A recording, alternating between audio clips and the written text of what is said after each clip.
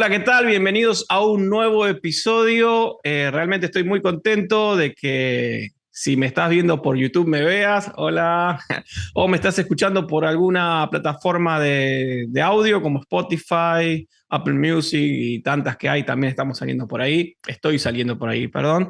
Y bueno, seguimos con la serie de Salmos, así que quiero agradecer a Sebastián Cavada, que bueno, nos saluda por YouTube y en su comentario pone: mi salmo preferido es el Salmo 51 y la verdad que ese es un gran salmo y vamos a hablar de ese salmo el día de hoy. Salmo 51, seguramente vos que estás escuchando decís de qué se trata ese salmo o lo conoces y también te gusta y te recopa, así que bueno, quédate acá en el podcast y escuchalo y vamos a ver un poco de todo lo que nos habla este Salmo 51. Gracias a todos los que me escuchan por las diferentes plataformas.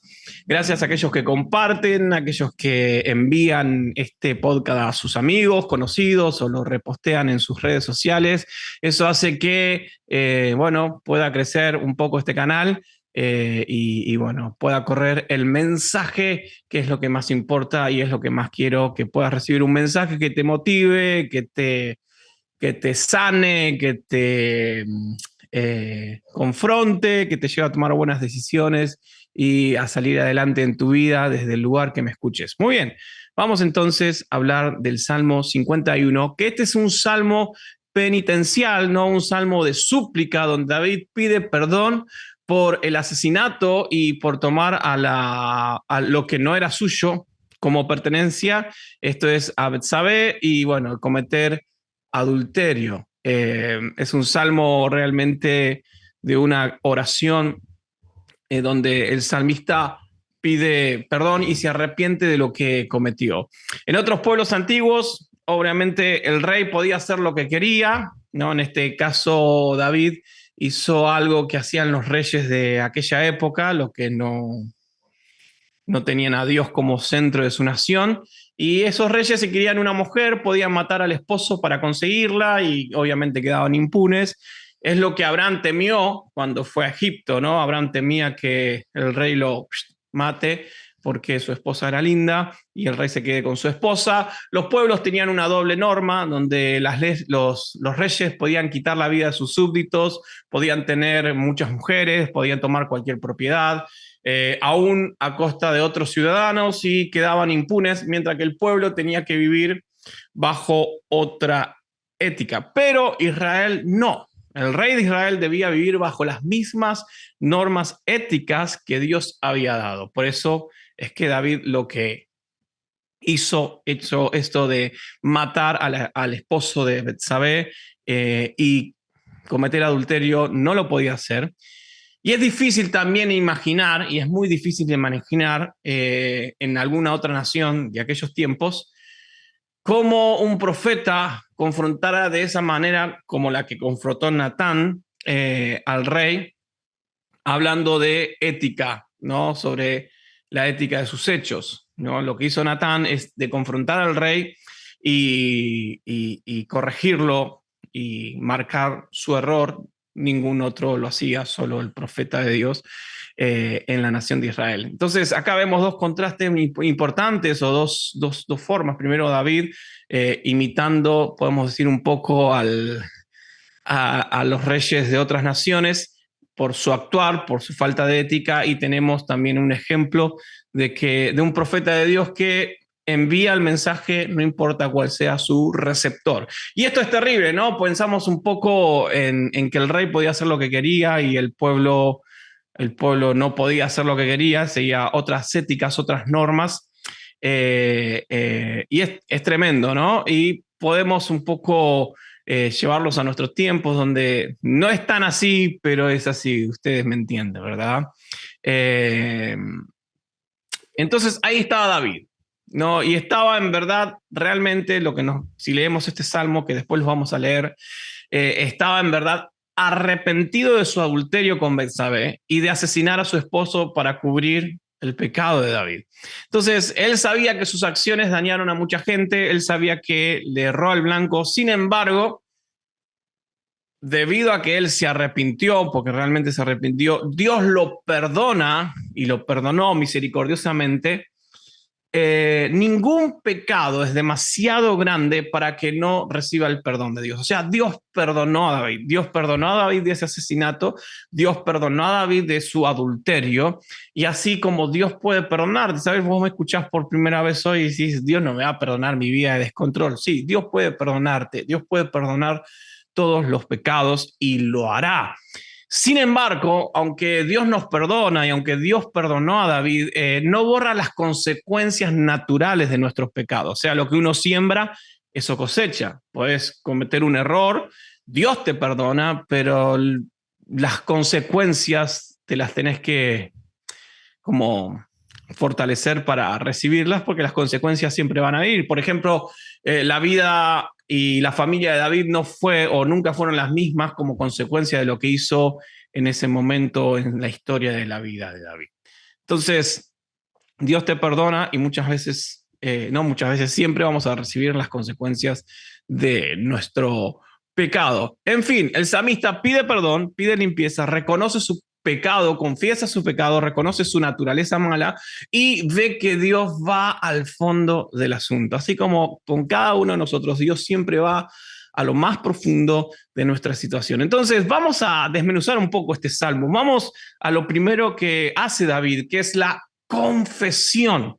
Podemos ver algunas palabras que utiliza el escritor del Salmo y conocer en profundidad ese momento que tuvo David con Dios, esa oración, ¿no? Porque realmente es una oración muy fuerte, muy, ¿no? Como muy humana y es realmente, vemos en las palabras que utiliza David su arrepentimiento, ¿no? Se puede ver en esta confesión, se puede ver la misericordia de Dios en tres palabras paralelas. Por ejemplo, el salmista dice, ten piedad, que habla de favor y gracia. Después el salmista dice, ten misericordia, que se usa tanto para el amor y la misericordia de Dios con su pacto con el pueblo de Israel. Y también habla el salmista y dice, ten compasión, esto de ternura. Entonces el salmista dice, ten piedad, por favor, ten misericordia, ten compasión, ten ternura. Entonces, realmente el salmista estaba arrepentido y no quería volver a hacer lo que hizo. Lo sentía en su corazón estaba roto literalmente pidiendo la misericordia, el favor, la gracia, la compasión de Dios. Después, para la limpieza, el salmista también utiliza algunas palabras realmente muy interesantes. El salmista le dice y ora a Dios, dice, borra, que se usa para borrar una deuda acumulada. El salmista dice, lávame, que en hebreo es lavar por fricción, ¿viste? Cuando hay una mancha en la ropa y le tenés que dar a las zapatillas y para que queden bien blancas y relucientes. Entonces, la palabra que usa el salmista para lávame es ese lavar con fricción, límpiame. Después utiliza otra palabra, límpiame, que en hebreo es enjuagar. Entonces, el salmista habla de borra la deuda acumulada, borra esta deuda que tengo. Dice, lávame, agarrame con el cepillo santo y sacame esta mancha que yo no me la puedo sacar y límpiame. Esto de enjuágame, es que salga todo por completo.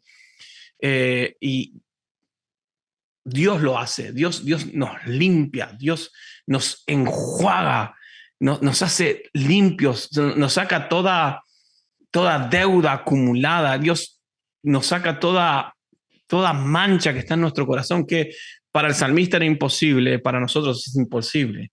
Y David acepta su propia responsabilidad, porque ahí tenemos en estos versículos de este Salmo 51, tenemos los pronombres mi o mis, y se usa 7 veces en el versículo 1 al 3, en contraste con ti y tú, que se usan y se enfatizan en el versículo 4, porque el pecado ofendió a Dios, lo que David hizo ofendió a Dios, y el primer paso para un verdadero arrepentimiento es reconocer que hemos pecado y reconocer mi propia responsabilidad delante de Dios. No es que Él me hizo pecar o Él me llevó a hacer esto, yo lo hice, fue mi decisión, fue mi responsabilidad, es el primer paso.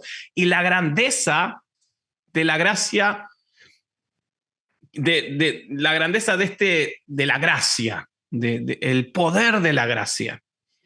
Y este poder de la gracia lo podemos experimentar cuando uno realmente entiende la seriedad del pecado. Por eso David dice, contra ti he pecado. Y David está enfatizando en el versículo 4 que lo principal es que él pecó contra Dios, contra un Dios justo, contra un Dios puro. Y tenemos que recordar que nuestro cuerpo pertenece a Dios. Tenemos que recordar que nuestro prójimo está hecho a la imagen y semejanza de Dios. Y el salmista dice en uno de sus versículos de este capítulo, en maldad he nacido. Y el salmista da a entender nuestra naturaleza pecaminosa, que siempre tenemos una perversa tendencia a pecar.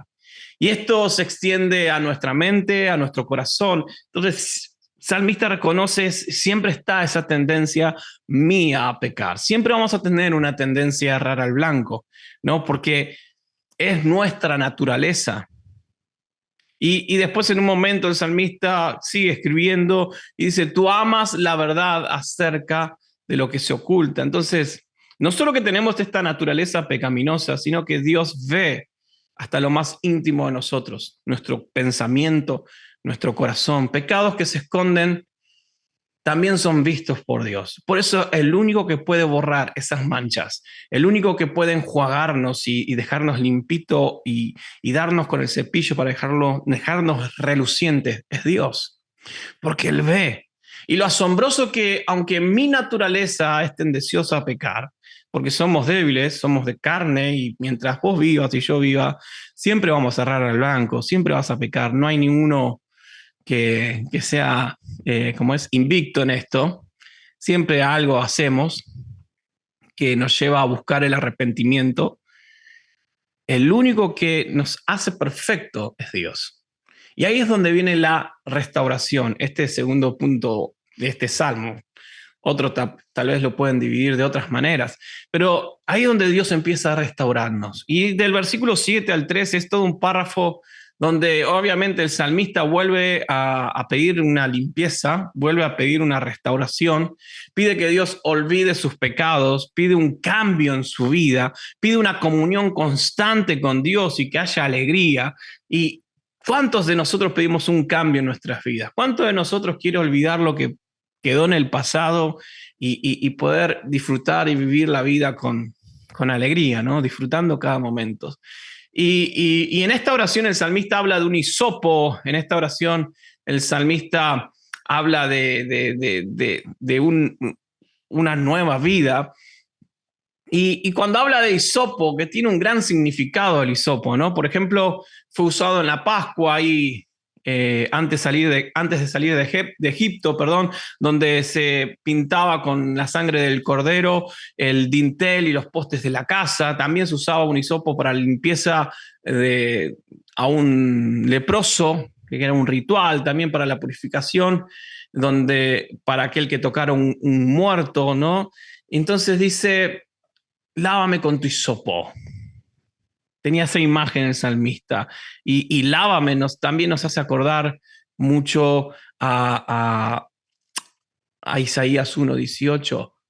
Entonces, realmente la redención y la limpieza de pecados es el tema central de la vida, de la Biblia, perdón. Es el tema central. Salmista pide ser restaurado completamente, pide ser limpios completamente. Y él dice, hazme oír. No, el versículo 8, donde dice, me harás oír. Y qué bendición que es tener la seguridad del perdón de Dios. ¿Viste cuando decís, quiero que esta persona me perdone? Hasta que no escuche de esta persona que me perdonó, no voy a estar tranquilo. Aunque la persona me diga, sí, está todo bien, está todo bien. Si no escucho que me perdona, me voy a seguir sintiendo mal. Entonces el salmista dice, hazme oír, me harás oír. Qué bendición es tener esa seguridad del perdón de Dios. el saber que soy perdonado, el saber que ese perdón y esa gracia me da una vida eterna con Cristo Jesús. Qué bendición, dice en 1 Juan 1:9, si confesamos nuestros pecados, Dios perdonará. Él es fiel y justo para limpiarnos de toda maldad. A veces pasamos tanto tiempo en esta burbuja del cristianismo, de nuestros templos, y estamos en esa dinámica de ir todos los días a la iglesia y ya estás tanto en una dinámica que pensás que por ir todos los días a la iglesia y estás ahí, ya no pecas más y olvidamos un poco la angustia y la inseguridad que otros viven al vivir una vida de pecado, ¿no? Pero nosotros también pecamos. Al pecar, y un cristiano cuando erra al blanco y comete algún pecado y demás, empieza a faltar esta comunión con Dios, ¿no? Y viste que cuando erras al blanco y te equivocás, sentís como que Dios ya no te escucha, como que el Espíritu Santo se fue de vos y decís, Dios, no, no te vayas de mí, sí, cometí un pecado, un error. Por eso el salmista usa esta figura de huesos quebrantados, porque pide de nuevo que Dios borre todas sus... Él quiere volver a sentir esa alegría que tenía antes de cometer ese error. Entonces, la obra de restauración empieza con el perdón. Pero además del perdón, hace falta un cambio interno. Y ese cambio interno que estamos buscando cuando cometemos un error, un pecado, cuando oramos a Dios, solo Dios puede crear un nuevo corazón y un corazón puro. Renueva un espíritu firme, dice el salmista. Renueva un espíritu noble. No habla del Espíritu Santo, obviamente, sino de la vida interior.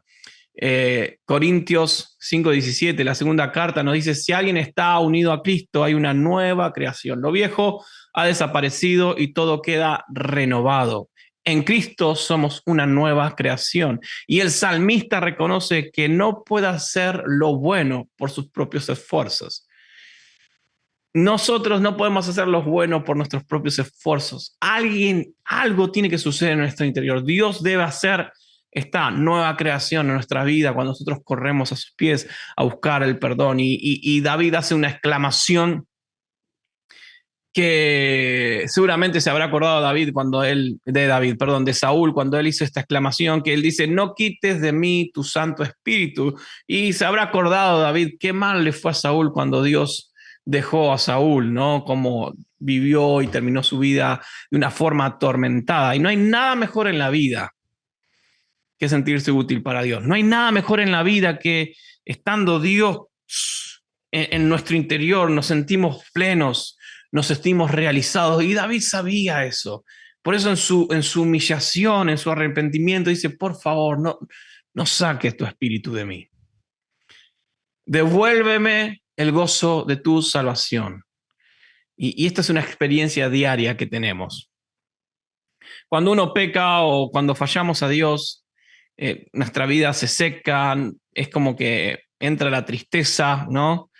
Y el gozo que Dios quiere producir en nosotros viene cuando uno puede arrepentirse y encuentra el perdón de Dios. Porque cuando uno se arrepiente y cuando estamos en comunión con Dios, de nuevo este gozo de la salvación empieza a fluir y es precioso.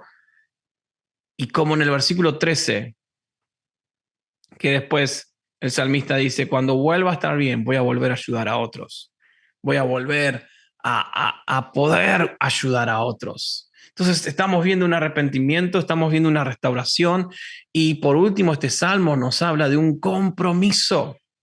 Para el salmista, como para el creyente hoy, una nueva reconciliación con Dios y una nueva limpieza nos entusiasma y nos lleva a un nuevo compromiso, a un compromiso renovado, a un compromiso más profundo. Y esta es nuestra vida cristiana, que cuando sentimos el perdón, la restauración de Dios, cuando nos hemos arrepentido y vemos que tenemos en nuestras manos una nueva oportunidad, en este nuevo compromiso, el salmista promete testificar, predicar, alabar a Dios. Además, reconoce que el verdadero servicio consiste en hechos y no solo en ritos.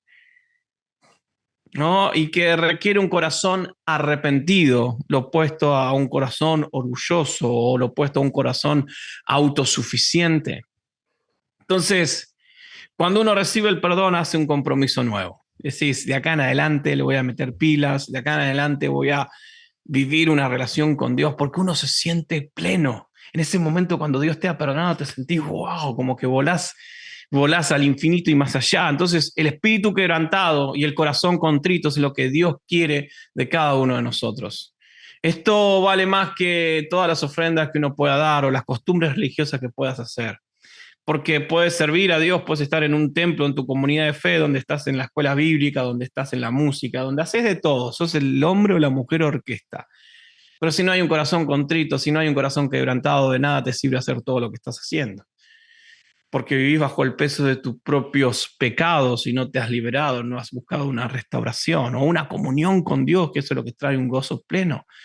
Entonces, este Salmo 51, que es hermoso, que traté de ser lo más conciso posible para que no te pierdas nada y puedas escuchar todo el podcast por completo, presenta una buena descripción de la persona arrepentida, de alguien que sí cometió un error, de alguien que un terrible error, podemos decir, pero bueno, alguien que le erró al blanco, pero en su confesión reconoce sus pecados y su naturaleza mala.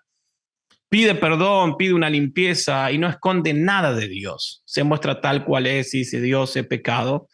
Y en su restauración experimenta esta limpieza, experimenta el gozo, experimenta el olvido de sus pecados, experimenta el cambio en la vida, experimenta la comunión constante con Dios y el gozo del Espíritu Santo. Y en su compromiso, esta persona promete testificar, promete predicar, promete alabar a Dios y servir a Dios con todo su corazón humillado.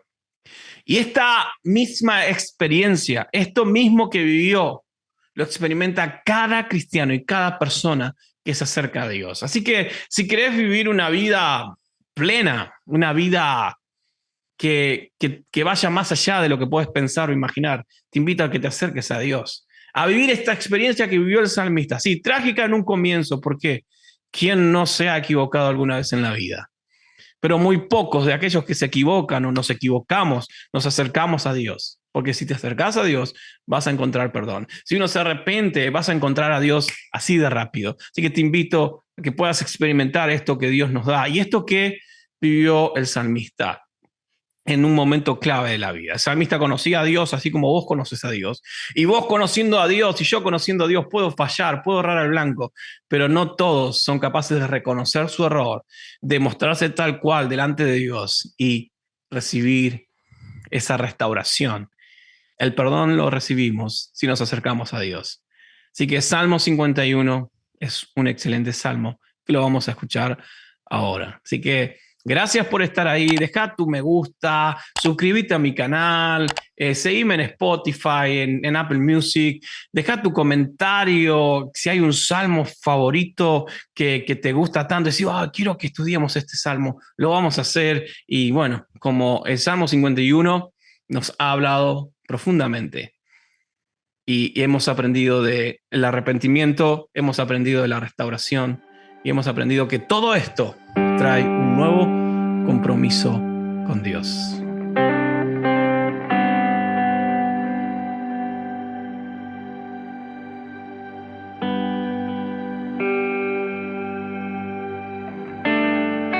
Ten piedad de mí, oh Dios, conforme a tu misericordia. Conforme a la multitud de tus piedades borra mis rebeliones. Lávame más y más de mi maldad y límpiame de mi pecado, porque yo reconozco mis rebeliones y mi pecado está siempre delante de mí. Contra ti solo he pecado y he hecho lo malo delante de tus ojos, para que seas reconocido justo en tu palabra y tenido por puro en tu juicio. He aquí en maldad he sido formado y en pecado me concibió mi madre.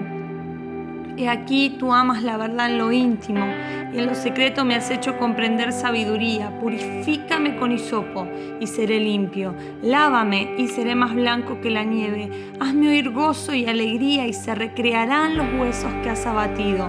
Esconde tu rostro de mis pecados y borra todas mis maldades. Crea en mí, oh Dios, un corazón limpio. y renueva un espíritu recto dentro de mí. No me eches de delante de ti y no quites de mí tu Santo Espíritu.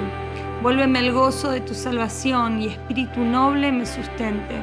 Entonces enseñaré a los transgresores tus caminos y los pecadores se convertirán a ti. Líbrame de homicidios, oh Dios, Dios de mi salvación. Cantará mi lengua tu justicia. Señor, abre mis labios y publicará mi boca tu alabanza, porque no quieres sacrificio que yo lo daría, no quieres holocausto. Los sacrificios de Dios son el espíritu quebrantado. Al corazón contrito y humillado no despreciarás tú, oh Dios. Haz el bien con tu benevolencia, Sión, edifica los muros de Jerusalén. Entonces te agradarán los sacrificios de justicia, el holocausto u ofrenda del todo quemada. Entonces ofrecerán becerros sobre tu altar.